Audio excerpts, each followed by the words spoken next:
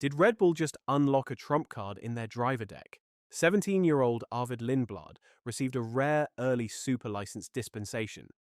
Just as talk of Max Verstappen's potential exit grow louder and the current crop of understudies fail to inspire confidence. Could this young driver be the future ace they didn't know they'd need so soon? Keep watching and see for yourself. Red Bull finds itself in a very complicated driver dilemma, no matter how the cards fall, at least according to former F1 star Juan Pablo Montoya.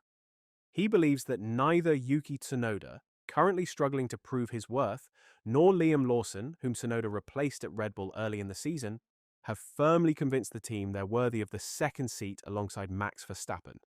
And speaking of Verstappen, Montoya isn't ruling out a shock exit from the Dutch superstar, especially after a surprising claim from his former mechanic suggesting he might call it a day after 2025. Red Bull's decision to swap Tsunoda for Lawson just 2 races into the season raised eyebrows. Tsunoda was promoted from Racing Bulls, while Lawson returned to the junior team. But 7 races and just 7 points later, Tsunoda has yet to make a compelling case for staying in the top team. That second Red Bull seat is looking increasingly uncertain, and the drama doesn't end there.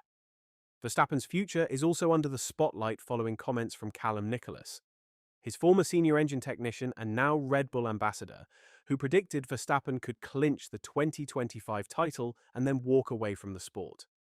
While Verstappen trails current championship leader Oscar Piastri by 49 points, there's still plenty of racing to go. The gap isn't insurmountable, with only 9 rounds completed. The speculation continues to swirl.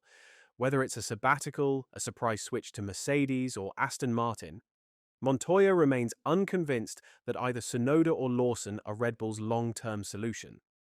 Speaking to W Radio Colombia, he suggested the team may soon be forced back to the drawing board. Tsunoda started very well, and in the last few races, he is getting worse. What's going to happen there? And Lawson is not doing so well either. Red Bull is in a complicated position because they have a chance of losing Max. They don't want Tsunoda and they probably don't want Lawson either. They're not in an easy position. Everything that comes their way is very complicated. But we'll see. I think that 2026 is going to be a very interesting year. One name noticeably absent from the Red Bull driver debate is Isack Hadjar.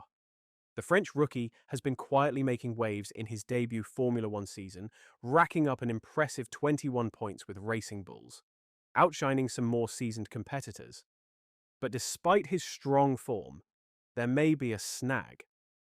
According to Sebastian Montoya, himself a former Red Bull junior and the son of Juan Pablo, Hadjar's rise presents its own set of challenges for Red Bull. While he's proving his potential on track, the path to a senior seat might not be as clear as his performances suggest. "I don't think Hadjar wants to go up to Red Bull," he said. But Red Bull isn't out of options just yet. They've got one more ace up their sleeve. As of today, they now have access to another rising talent if needed. 17-year-old Arvid Lindblad, who has officially been granted his FIA super license. Lindblad had already done the hard part by collecting the required 40 super license points through his championship performances. The only obstacle? His age.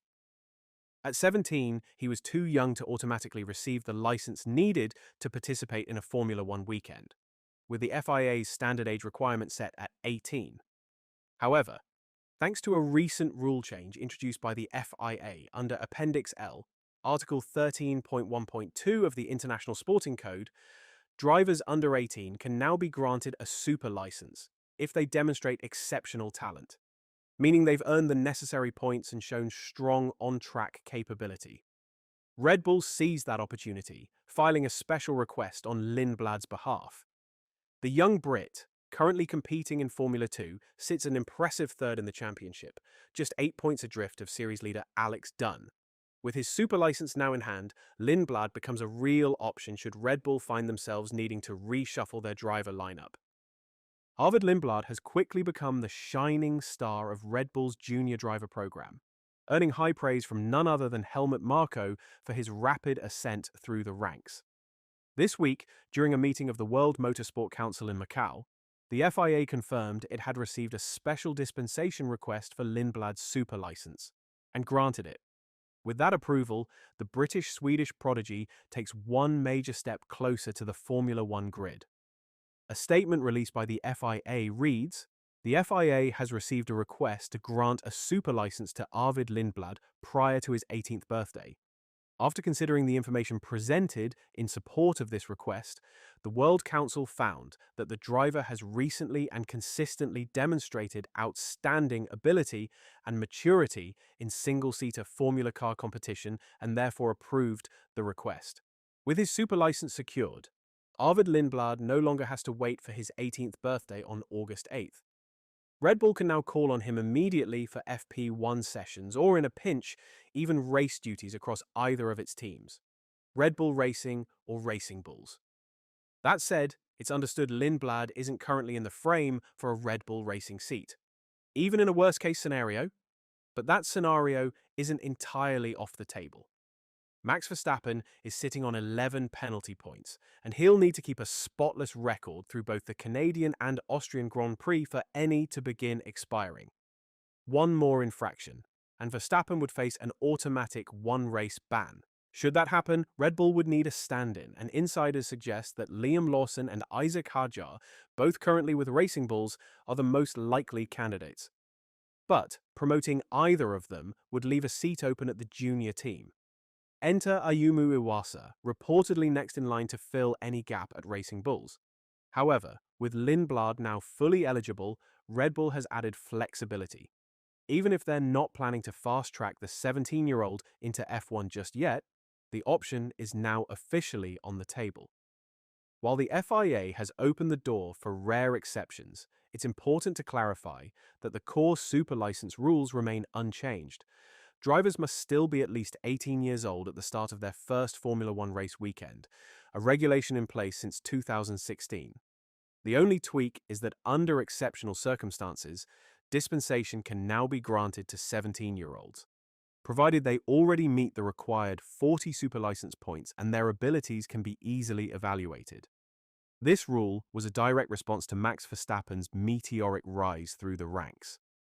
In a span of just 2 years, Verstappen rocketed from karting to Formula 3 to Formula 1, famously making his FP1 debut at the 2014 Japanese Grand Prix just 3 days after turning 17.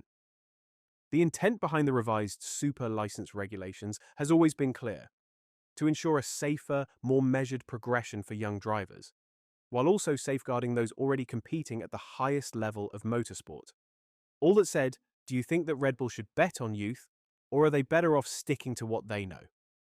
Let me hear from you in the comments. And if you haven't already, be sure to like and subscribe so that you don't miss out on the latest F1 news. Thanks for watching.